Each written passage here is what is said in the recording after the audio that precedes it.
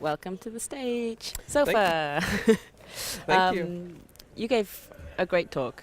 Thanks. It was a pleasure to listen to. And I can only imagine that young developers sitting out there watching it on the live stream or watching it later are looking at it thinking, how on earth did he get to where he is? Because you seem very calm. You knew what you were doing. You get up at 7 a.m. No, you start working at 7 a.m. Start working at 7 a.m. Are there things that you have done or paths that you've taken where you've stood and you've gone, I have some choices here that you've made, and then you can look back now and be like, that was a good choice for me to make because it led to, kind of in the way you developed? I think the thing that worked for me was choosing based on my feelings there and then. So I started studying one place. I felt, okay, this works for me, but it doesn't really work for me. So I stopped doing that and did something else instead. Okay, just so I've been you. trying to follow what I feel works for me all the time. So it's kind of the same way I approach programming now. If it doesn't feel good, I do something else instead. Yeah. So I've just been trying to do that all the time. Yeah, so staying true to that kind of, is this right for me? Yeah. If not, change.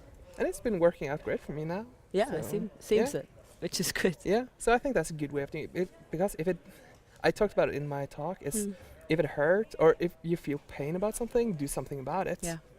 And that's what I've been trying to do. Yeah, as a life philosophy and a development philosophy. Yeah. Sounds good. There's been lots of talk about open source throughout the 2 days and kind of amongst the community in general.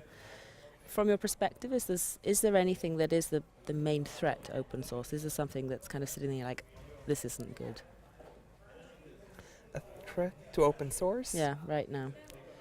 I don't feel that way. I think it's interesting to see Microsoft pushing now towards open source. Yeah. You see a lot of interesting stuff happening, and I think it's natural that you will see both worlds. You will see closed source code and you will see open source, and I think it seems to work out great right now. Yeah. So there's so much interesting stuff happening. So yeah, just a lot going forwards that's going well. Yeah. And I think it's good that you have both kinds of closed source and open source, because different companies can have different philosophies, different people can have different philosophies. I think that's a good thing. That's true, and I guess you get to work with a lot of those different philosophies through the work that you do. Yeah. So I think it's a good thing, and we shouldn't push everyone to open source. And in general, just let people do what they want to do, and if that's closed source, I think that's an okay thing. Yeah. Then we could just choose not to use it. We can choose. Yeah, but that's the choice thing. Is there. Yeah, so that's also why you have closed source, is because that's a choice some people take. Yeah. In the kind of industry that we work in, things change really quickly. People come up with new this, new that. Other things that you were doing and learning skills 5 years ago, that at the time you're like, yes, this is it. And either now or maybe in the next year or 2 years, you think this is going to be redundant. I studied something completely different. Stealing things from behind our sofa. I studied something completely different. So I studied business and I work as... Okay.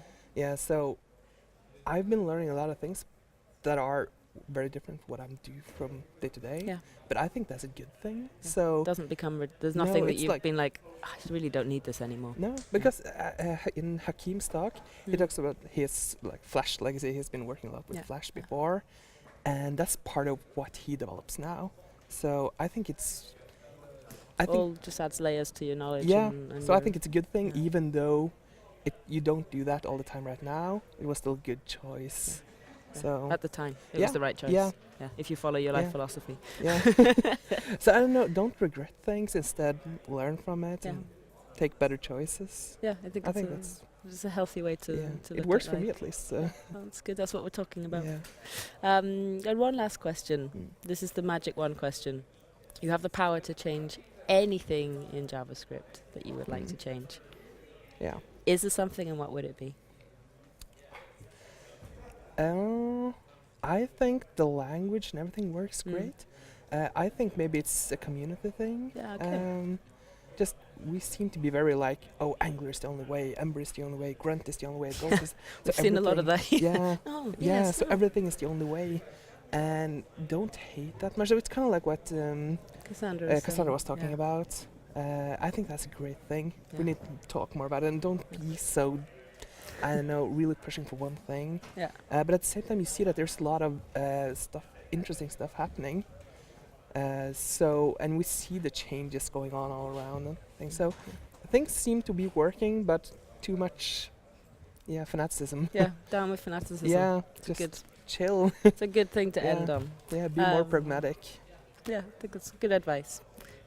We really enjoyed your talk. It's been lovely to speak to you here. I hope you've had a good conference. I've had an amazing conference. It's been an epic one. And the stage is perfect. Isn't it? I could just stay here. Yeah. Just stay here.